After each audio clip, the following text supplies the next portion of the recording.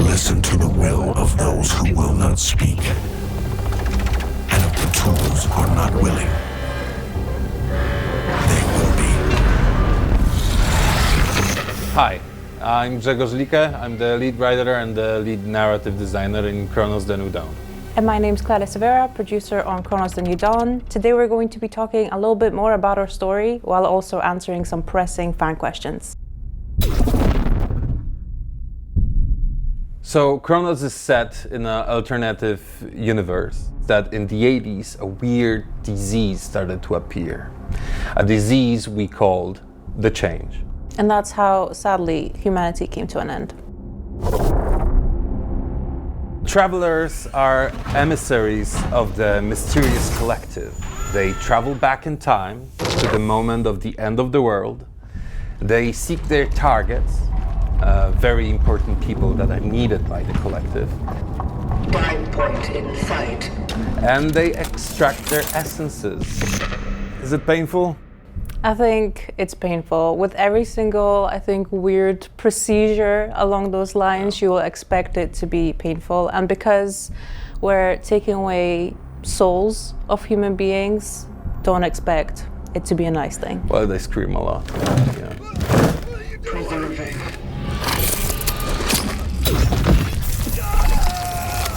You'll be able to, throughout the course of your game, pick who you choose to extract. And if you're coming to the game from more of a gameplay perspective, it's the main perks of those essences that might interest you. However, if you're coming to the story to, get more of the actual insides and nitty-gritties of the story, you might focus on the characters who you meet. Target. Seated. Edward Wisniewski. Which characters you choose to extract will actually affect, not only the gameplay, but also how you perceive the whole game.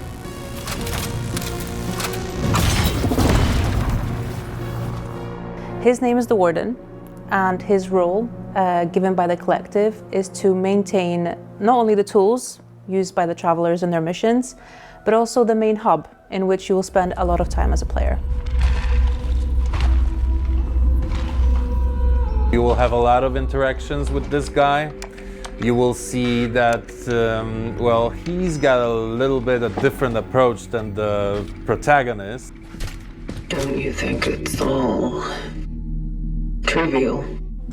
In perspective of perpetuity, what isn't but a trivial thing?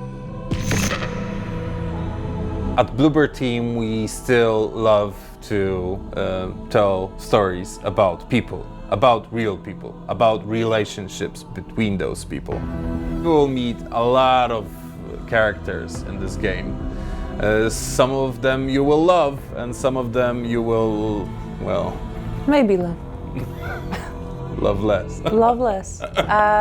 Also in Cronos, I think it's important to mention that a lot of the characters you will meet are in some way or another connected when it comes to their story.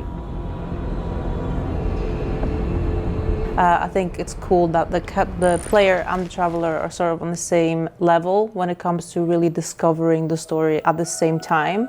So these interactions with these characters are definitely meaningful because the more you dive in, the more you learn.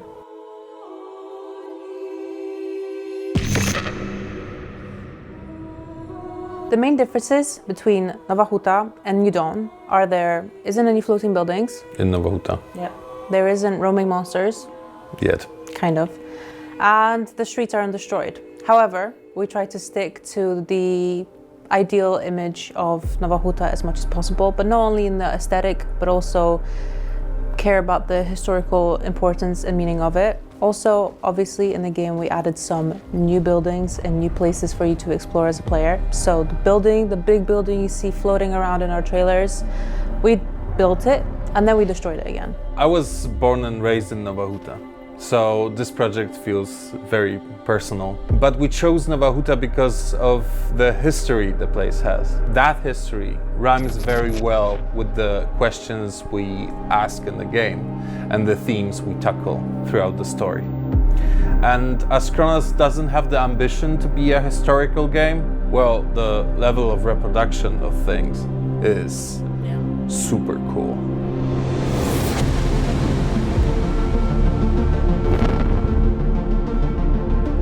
Well, only I know that, and I can tell. His watch is broken. As far as we know, we don't know. Well, it is a time travel story. Duh. Why nobody ever asks about dogs? Or hamsters.